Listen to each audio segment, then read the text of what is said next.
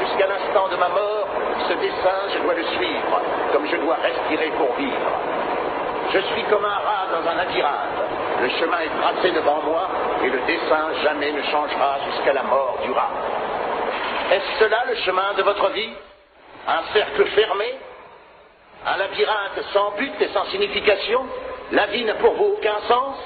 Savez-vous que vous pouvez vivre de la manière qu'il vous plaît de vivre? Et que Dieu ne peut rien faire contre cela? Vous n'êtes pas un pantin sur une corde, ni un jouet mécanique dont Dieu remonte ou démonte le ressort. Vous avez le droit de faire ce qui vous semble juste.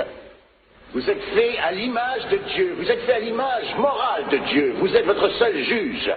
Vous avez le droit de choisir votre mode de vie. Si votre vœu est de mener une vie dont Dieu serait totalement exclu, plié aux exigences de votre chair, de vos seuls désirs, sous le seul contrôle de votre propre vouloir, n'admettant aucune contrainte, refusant Dieu, son royaume, son Fils Jésus-Christ, à votre aise. Non, on n'échappe pas à Jésus. Vous pouvez essayer, vous n'y arriverez pas.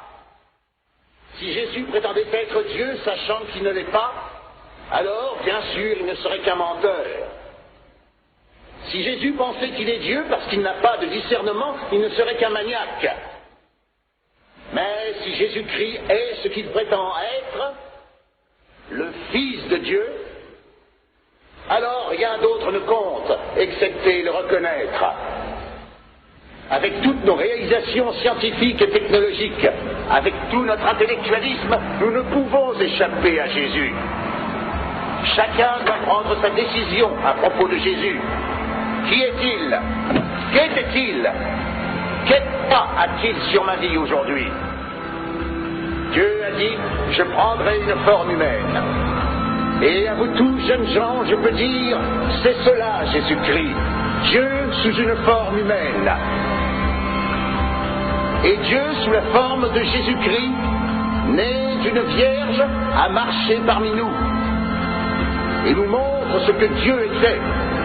Et si je veux savoir à quoi ressemble Dieu, je n'ai qu'à bien regarder Jésus.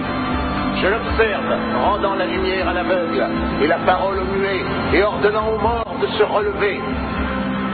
Mais ce n'est pas pour cela qu'il est venu. Il est venu pour vivre parmi nous. Il n'est pas venu pour nous enseigner une nouvelle manière de vivre. Jésus-Christ est venu pour autre chose.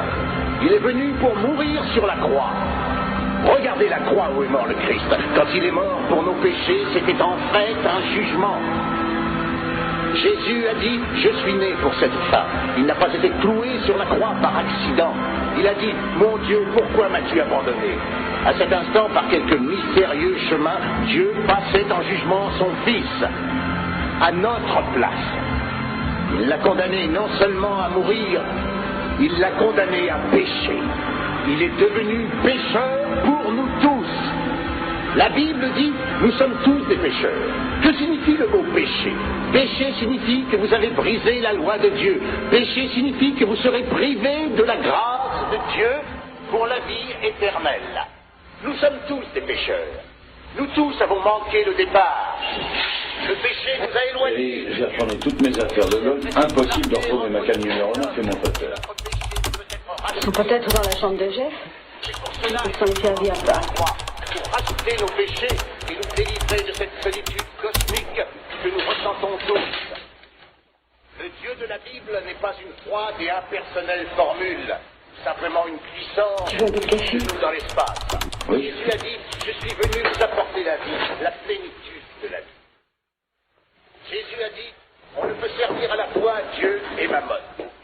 Il a dit, la vie d'un homme n'est pas faite de l'abondance des biens qu'il possède. La richesse fait de ceux qui la possèdent des êtres tristes, solitaires et souvent angoissés.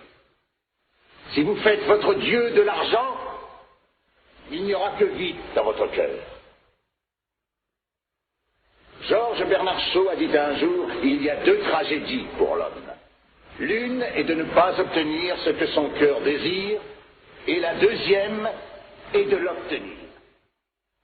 Bien des gens s'imaginent que la fortune apporte le bonheur. Ceux d'entre vous qui possèdent une grosse fortune, sont-ils heureux pour cela? Deux tragédies, être riche ou ne pas être riche. Parce que sans l'aide de Dieu, La vie n'a aucun sel, aucun but, aucun sens. Vous êtes fait pour Dieu. Et sans Dieu, vous n'obtiendrez jamais une satisfaction totale, un complet accomplissement. Combien de personnes parmi celles qui me regardent ont des problèmes à la maison? Dieu peut vous donner une nouvelle maison. Tournez-vous vers lui, abandonnez votre égoïsme, mettez Christ au premier plan et vous serez guéris. D'où vient cette guérison? C'est Christ qui l'envoie à qui vient à lui à genoux. Si vous attendez d'avoir tout compris, d'avoir accepté scientifiquement, vous n'y viendrez jamais. Jésus a dit, à moins de redevenir un petit enfant et de vous être converti, vous ne pourrez entrer dans le royaume du ciel. Que signifie converti? Converti signifie changer. Votre vie va dans une seule direction, vous allez changer et en prendre une nouvelle. Et cette nouvelle direction vous conduit à Dieu. Avec Christ dans votre cœur, vous êtes converti. La conversion est le travail de Dieu. Tout ce que vous avez à faire est de le vouloir.